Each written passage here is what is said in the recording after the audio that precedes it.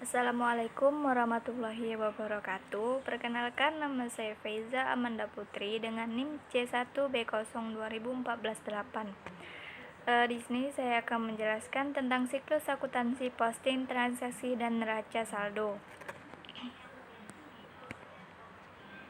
Siklus akuntansi adalah suatu proses penyediaan laporan keuangan perusahaan untuk suatu periode waktu tertentu.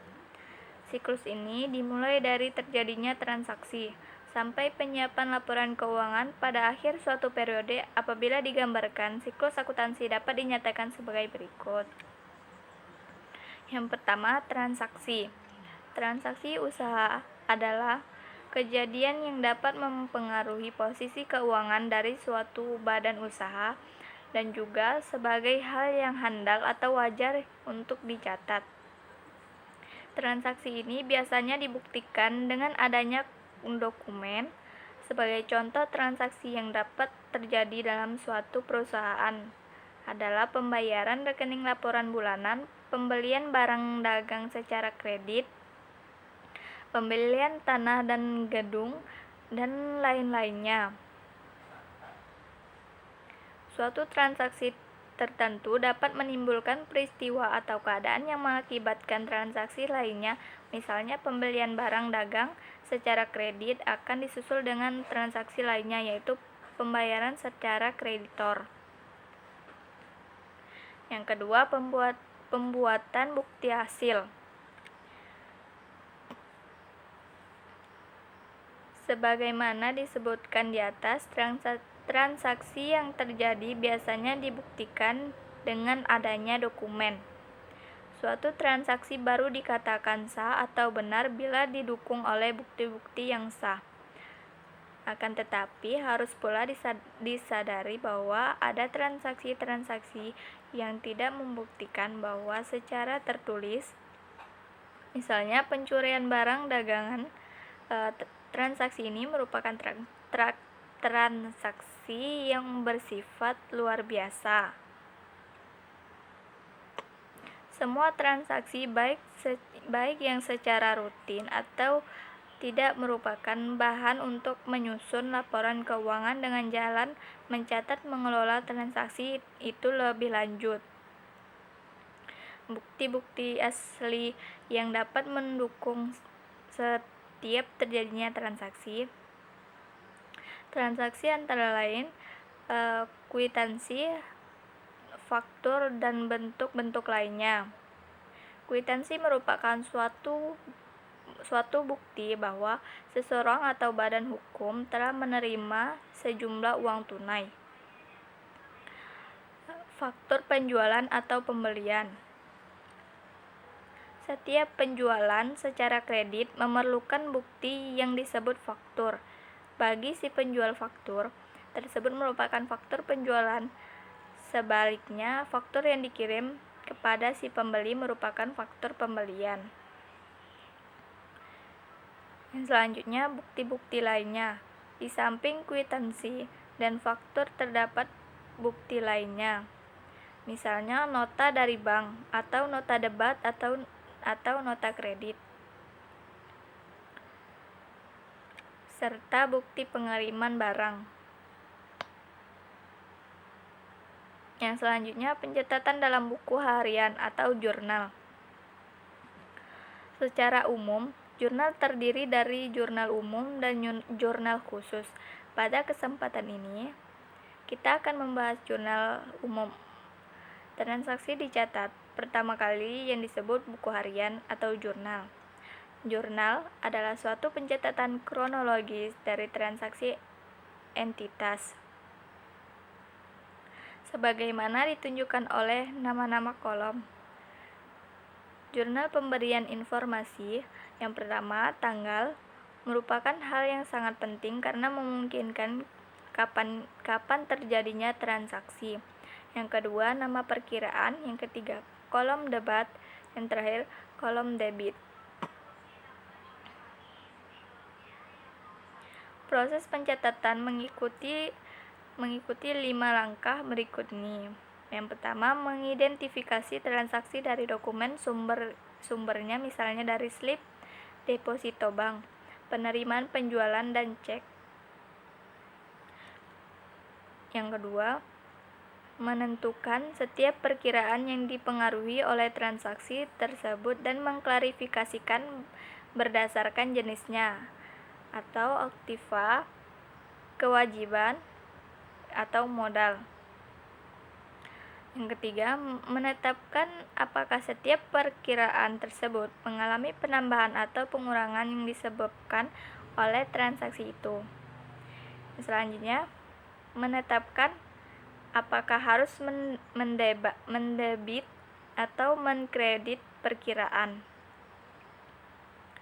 Dan yang selanjutnya, memasukkan transaksi tersebut ke dalam jurnal.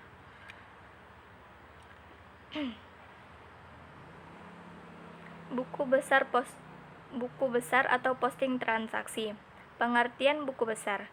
Buku besar atau general ledger adalah sekumpulan dari berbagai akun atau rekening atau perkiraan yang dipakai untuk menyusun laporan keuangan. Menurut Ade Firmansyah, buku besar adalah kumpulan dari berbagai akun yang digunakan untuk meringkas transaksi yang sudah dicatat dalam jurnal umum.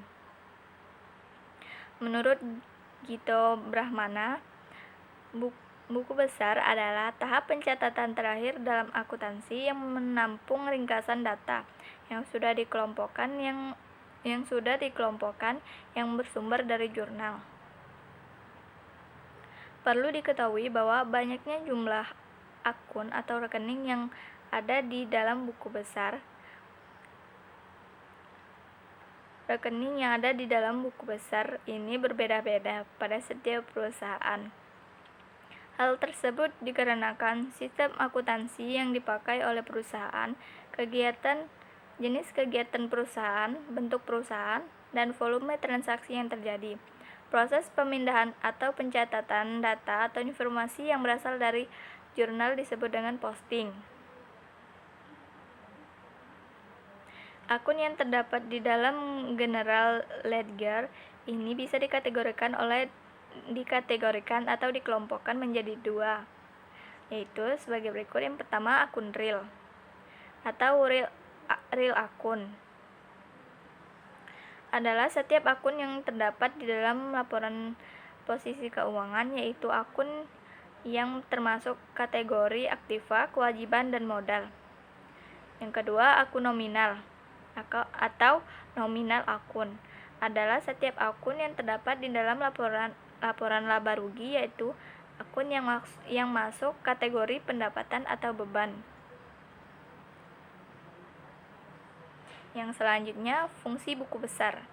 Berikut ini merupakan beberapa fungsi dari buku besar, yaitu yang pertama, alat yang dapat digunakan untuk meringkas data setiap transaksi yang sudah dicatat dalam jurnal, baik jurnal umum maupun jurnal khusus. Yang kedua, alat yang digunakan untuk menggolongkan data keuangan. Yang ketiga, alat yang digunakan untuk mengetahui jumlah atau kondisi dari suatu akun yang sesungguhnya, apakah terdapat perbedaan atau tidak. Yang keempat, alat yang dapat digunakan untuk memantau histori dari suatu akun. Dapat digunakan sebagai dasar penggolongan transaksi yang ada atau sudah dicatat dalam jurnal. Yang keenam, sebagai salah satu tahap atau bahan yang dipakai dalam proses penyusunan laporan keuangan. Adapun tujuan buku besar, terdapat beberapa tujuan dalam pembuatan buku besar, diantaranya sebagai berikut. Yang pertama, pencatat seluruh transaksi yang ukuran dan benar. Yang kedua, menjumlahkan atau mengurangi akun sesuai dengan histori transaksi. Yang ketiga, menvalidasi jumlah akun atau rekening. Yang keempat, memberikan informasi mengenai rekam jejak atau histori dari suatu akun. Yang kelima, menghasilkan laporan keuangan yang bisa dipercaya dan juga tepat waktu untuk setiap periode. Bentuk buku besar, terdapat dua bentuk general ledgers, yaitu sebagai berikut. Yang pertama, bentuk skontro. Buku besar dengan bentuk skontro ini adalah bentuk yang paling sederhana. Dalam bentuk ini, sisi kiri dipakai untuk mencatat saldo yang bersaldo debat, sedangkan untuk yang sisi bagian kanan dipakai untuk mencatat saldo akun yang bersaldo debat, yang bersaldo kredit. Kemudian untuk bagian atas digunakan untuk mencatat nama dan nomor akun. General ledger adalah bentuk ini yang prakteknya jarang untuk digunakan. Hal tersebut dikarenakan saldo masing-masing akun setiap dapat diketahui setiap waktu.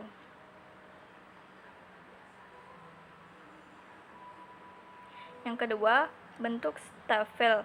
Bentuk stafel ini terdiri dari beberapa kolom yang meliputi kolom tanggal, keterangan, dan referensi, serta kolom untuk memindahkan atau posting sisi debat, kemudian kolom untuk posting sisi kredit. Selanjutnya, kolom untuk menunjukkan saldo, akun atau rekening di sisi debat dan kredit.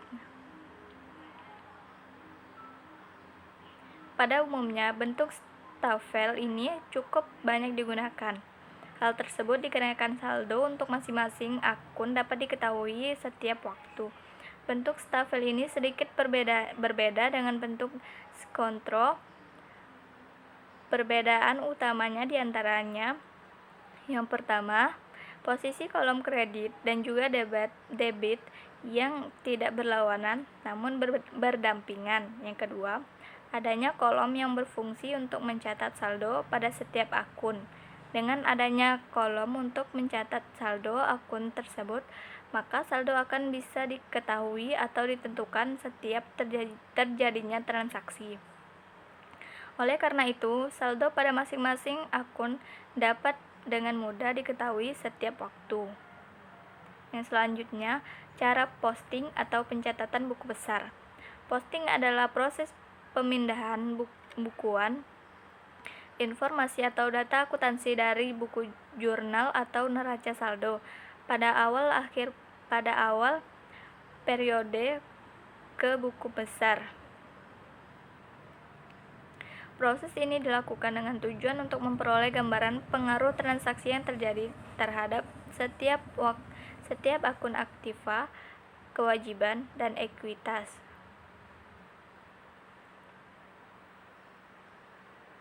Pada setiap periode, jumlah saldo dari masing-masing akun harus diringkas untuk dasar penyusunan neraca saldo dan laporan keuangan. Adapun laporan penyusun neraca saldo dan laporan keuangan sebagai berikut. Untuk merupakan cara melakukan posting, yang pertama, mencatat saldo awal yang berasal dari informasi atau data neraca saldo awal periode.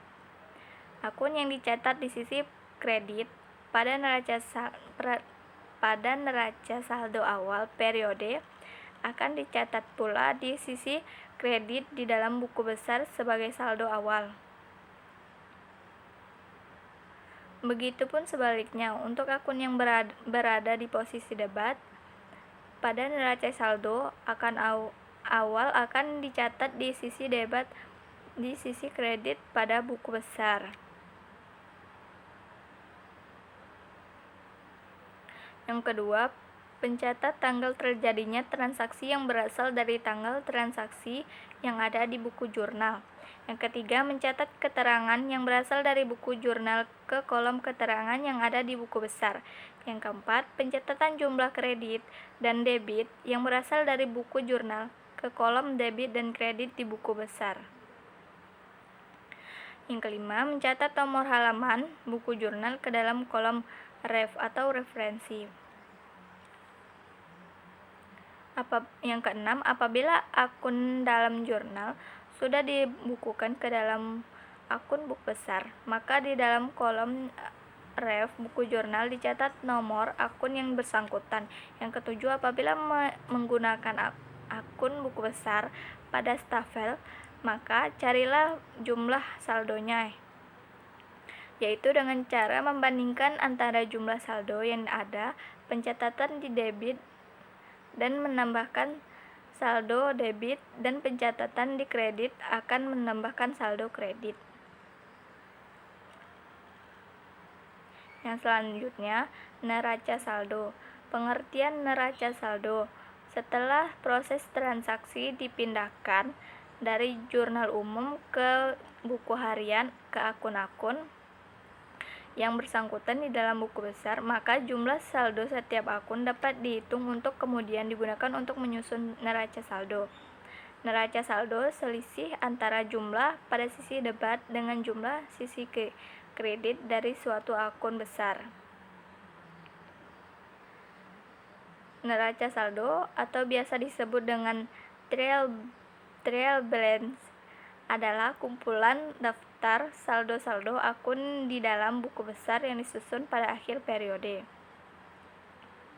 Selanjutnya, manfaat neraca saldo. Neraca saldo adalah merupakan tahapan yang harus diketahui dalam siklus akuntansi atau proses akuntansi. Penyusunan neraca saldo mempunyai manfaat kepentingan, diantaranya yang pertama menunjukkan ringkasan dari buku besar hingga dapat menjadi sumber informasi sekaligus memudahkan dalam penyusunan laporan laba rugi, laporan perubahan ekuitas, dan laporan neraca. Yang kedua, penyusunan neraca saldo secara otomatis berarti tekan melakukan pengujian keseimbangan jumlah saldo debit dan kredit dalam buku besar. Cara membuat neraca saldo. Sebelumnya telah disinggung tentang proses penyusunan neraca saldo, yaitu dengan memindahkan saldo dari buku besar.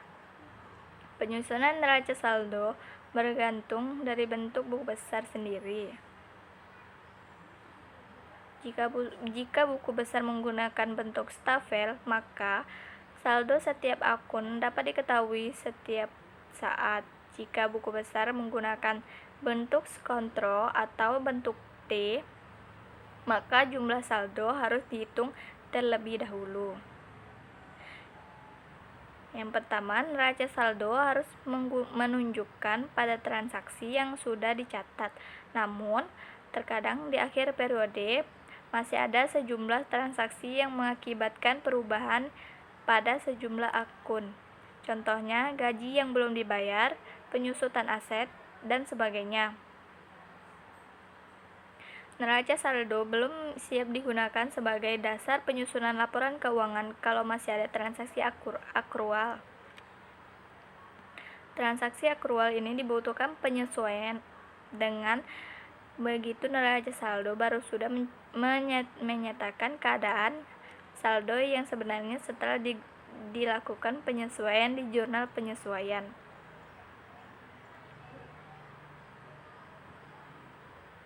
Yang kedua, jumlah kredit dan debit di neraca saldo yang jumlahnya sama namun belum menunjukkan kebenaran. Neraca saldo jumlahnya harus seimbang atau balance antara saldo debit dan kredit. Namun, keseimbangan itu belum tentu menunjukkan kebenaran. Hal ini disebabkan oleh yang pertama, suatu transaksi yang tidak dicatat sama sekali. Kedua, mencatat yang salah pada akun yang benar. Yang ketiga, mencatat transaksi lebih dari satu kali. Yang keempat, kesalahan dalam mencatat akun. Yang kelima, untuk memperbaikinya harus digunakan jurnal koreksi. Baiklah, hanya itu saja yang dapat saya jelaskan. Kurang lebihnya saya mohon maaf. Saya akhiri, wabillahi taufiq wal hidayah. Wassalamualaikum warahmatullahi wabarakatuh.